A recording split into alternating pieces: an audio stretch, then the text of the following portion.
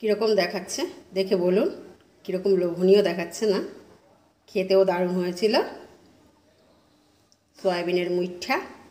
নমস্কার বন্ধুরা, কেমন আছেন সবাই? সমব্লগে সবাইকে স্বাগতম জানাই। আজ বানাবো সয়াবিনের মুইঠা। তাহলে চলুন সঙ্গে থাকুন, আমার ভিডিওটি দেখতে থাকুন। সয়াবিন সেদ্ধ করে নিয়েছি। এবার ভালো করে ধুয়ে, ঠান্ডা জল দিয়ে ধুয়ে জলটাকে বার করে নেব। একদম জল ভালো করে বার করে দিয়েছি, এখানে একটুকু জল নেই। এবার এই মিক্সচারের বাটিতে দিয়ে এটাকে কিমার মতো করে পেস্ট বানিয়ে নেব। এখানে যে আদা আর কাঁচা লঙ্কা, এটাকে পেস্ট বানিয়ে নেব।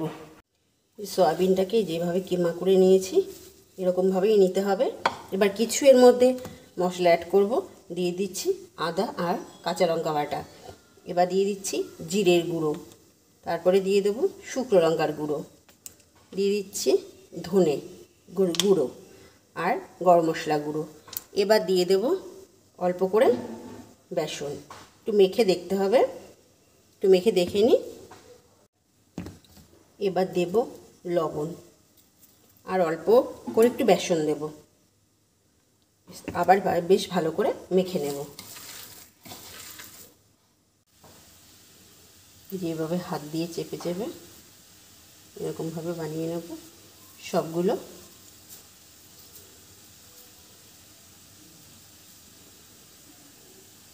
সয়াবিনের মুইঠাগুলো বানিয়ে নিয়েছি যেভাবে। কড়াইতে তেল দিয়ে দিয়েছি, তেল গরম হয়ে গেছে। এবার ওইগুলো এক একটা করে ছেড়ে দেবো। প্রথমে দুটো দিয়ে ভেজে দেখে নেবো আগে ভেঙে যায় কি না। দুটো ভাজা হয়ে গেছে, এই দুটোকে এবার তুলে নেব। এবার আবার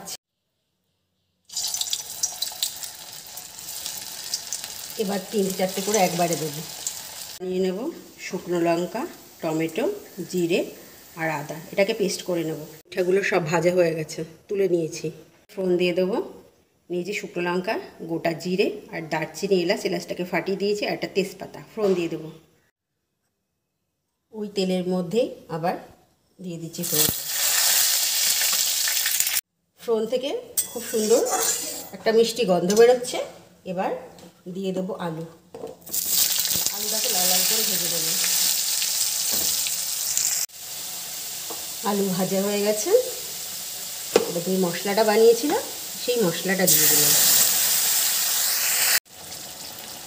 এবার দিয়ে দেব লবণ, দেব হলুদ আর একটু টক দইটা, এটাও মিক্সিতে একটু পেস্ট বানিয়ে নিয়েছি, দিয়ে দিলাম টক দই। এই মশলাটা বেশ ভালো করে কষিয়ে নেব।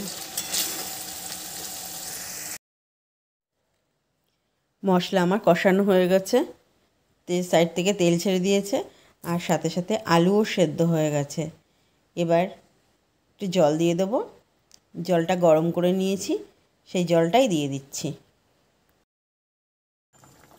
ঝোল ফুটে উঠেছে। এবার কোপ্তাগুলো সব দিয়ে দেবো, সব ঢেলে দিয়ে দিলাম। এবার স্বাদ ব্যালেন্সের জন্য দেব মিষ্টি, আবার সাথে সাথে দিয়ে দেবো গরম মশলা। গরম মশলাটা দিয়ে বেশ একটু নেড়ে চেড়ে এবার নামিয়ে দেব। একটু নেড়ে দিলাম।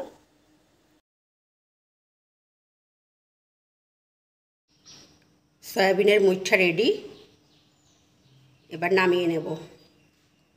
এই যে তাহলে আমরা এই যে সয়াবিনের মুইঠাটা সম্পূর্ণ রেডি হয়ে গেছে, যে নামিয়ে নিয়েছি। আমার ভিডিওটি যদি আপনাদের ভালো লাগে তাহলে আমার পেজটিকে ফলো করে দেবেন, শেয়ার করে দেবেন, আর যদি ইউটিউব থেকে দেখে থাকেন তাহলে আমার চ্যানেলটিকে সাবস্ক্রাইব করে দেবেন।